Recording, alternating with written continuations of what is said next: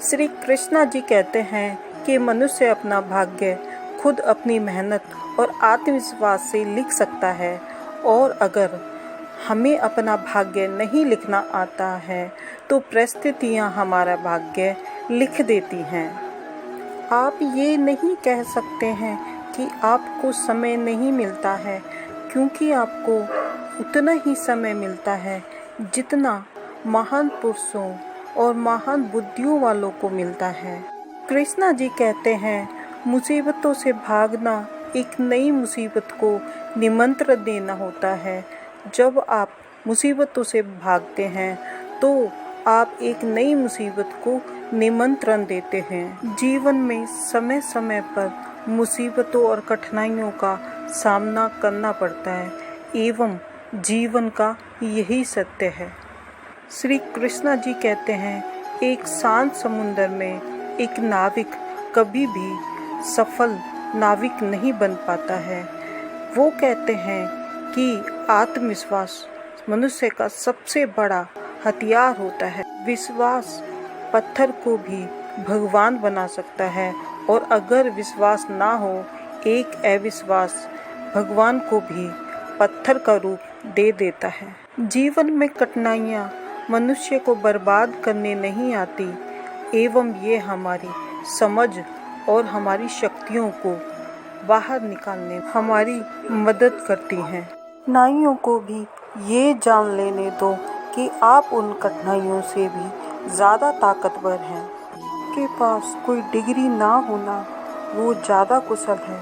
अगर आपके पास इंजीनियर और डॉक्टर की कोई डिग्री है तो आप सिर्फ उसी में निपुण हैं। अगर आपके पास कोई डिग्री नहीं है तो आप के लिए ज़्यादा फायदेमंद है। संसार की सारी शक्तियाँ हमारे पास होती हैं, लेकिन हम अपनी आंखें बंद कर लेते हैं और रोते हैं कि हमारे पास कितना अंधकार है। कृष्णा जी कहते हैं, हम उन परिस्थितियों से दुखी और परेशान हो जाते हैं जो हमारे वश में है ही नहीं। से समय की बर्बादी और भविष्य का पछतावा है।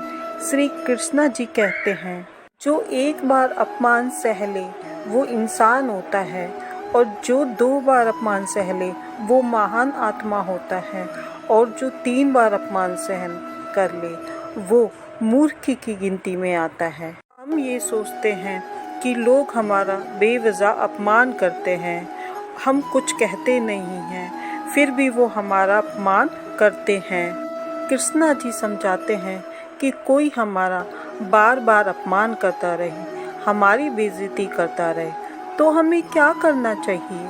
क्या वो अपमान हमें बार बार सहते रहना चाहिए, या हमें उसका विरोध करना चाहिए?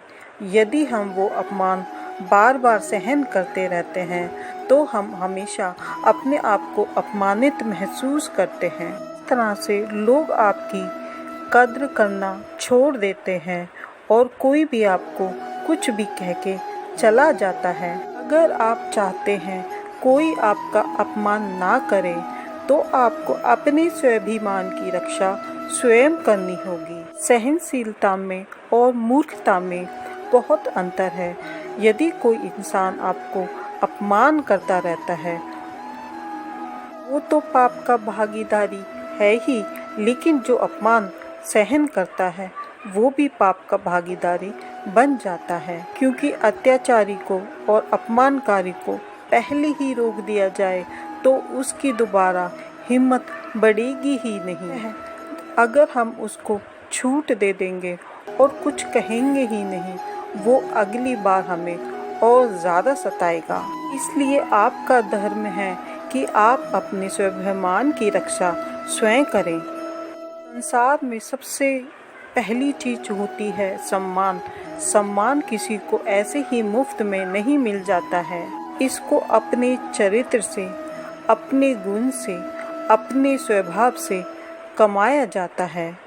यदि आपके स्वाभिमान और सम्मान को चोट आए तो आपको उसकी रक्षा ज़रूर करनी चाहिए। यदि आप चाहते हैं आपके मान को और सम्मान को कोई ठेस ना पहुंचाए, कोई चोट ना पहुंचाए, तो आपको ये 3 बातें हमेशा याद रखनी है। कोई कहता है कि हमको कोई कुछ कह के चला जाता है, हम चुप रह जाते हैं, क्या करें, कैसे जवाब दें।